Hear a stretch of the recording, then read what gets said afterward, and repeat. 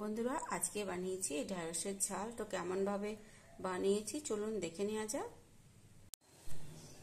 প্রথমে আমি কড়ার মধ্যে দিয়ে দিয়েছি 1 টেবিল চামচ পরিমাণ মতো সর্ষের তেল। আমি ফোড়ন হিসাবে দিয়ে দিচ্ছি একটা শুকনো লঙ্কা। তো ফোড়ন ভাজা হয়ে গেছে, এবার আমি দিয়ে দিচ্ছি একটা মিডিয়াম সাইজের পেঁয়াজ কুচানো।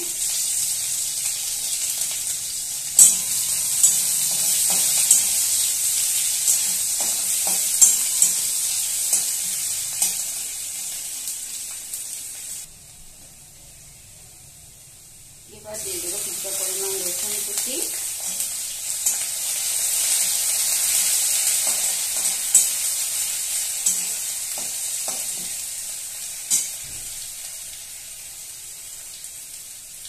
এবার দিয়ে দেবো ভালো করে কেটে ধুয়ে রাখা ভেন্ডি বা ঢেঁড়স।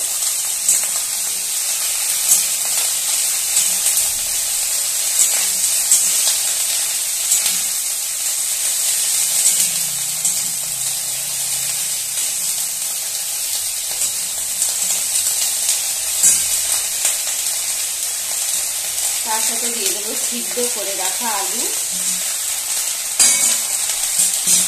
এগুলো সিদ্ধ করা আছে।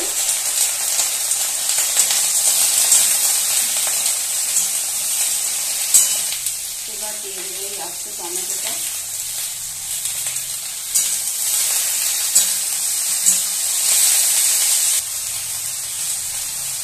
দিয়ে দেবো পরিমাণ মতো নুন।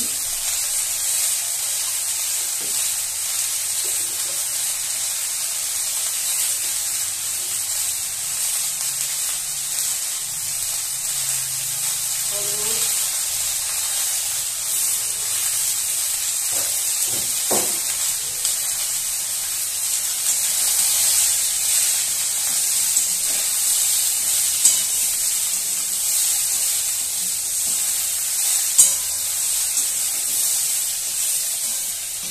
দিয়ে দিচ্ছি চাপা ঢাকা।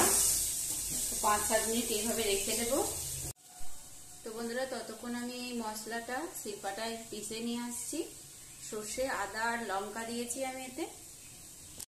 তো বন্ধুরা, এই যে ঢেঁড়সটা ভালো মজে গেছে, আমি ঢাকাটা খুলেও নিয়েছি।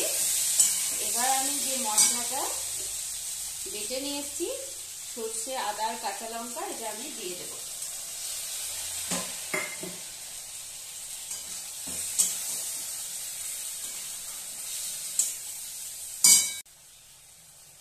দিয়ে দেবো মশলার বাটি ধোয়া জল।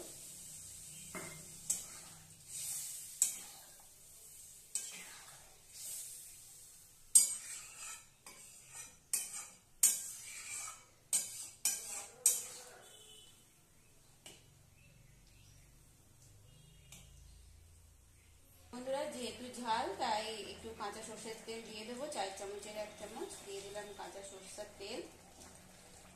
আর কাঁচা লঙ্কা, শুকনো লঙ্কা সবই আমি ব্যবহার করেছি, তাই আর কোনো লঙ্কাই আমি দেবো না। জাস্ট একটু চামচ দিয়ে একটু ডলে দিচ্ছি।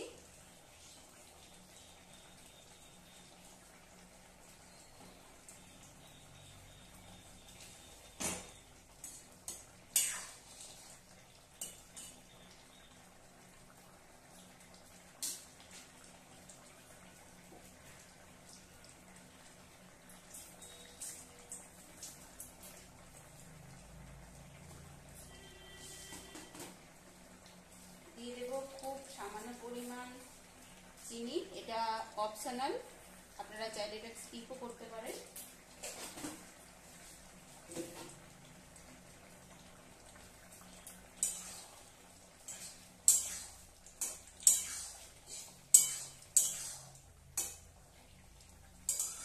তো বন্ধুরা, এটা আমার হয়ে গেছে, আমি এটা নামিয়ে নিচ্ছি। এভাবে বানিয়ে খান, খেয়েও কমেন্ট করে জানাবেন কেমন লাগলো। তবে আজ এই পর্যন্ত, আবার দেখা হচ্ছে পরের ভিডিওতে। সবাই খুব ভালো থাকবেন, সুস্থ থাকবেন। ধন্যবাদ।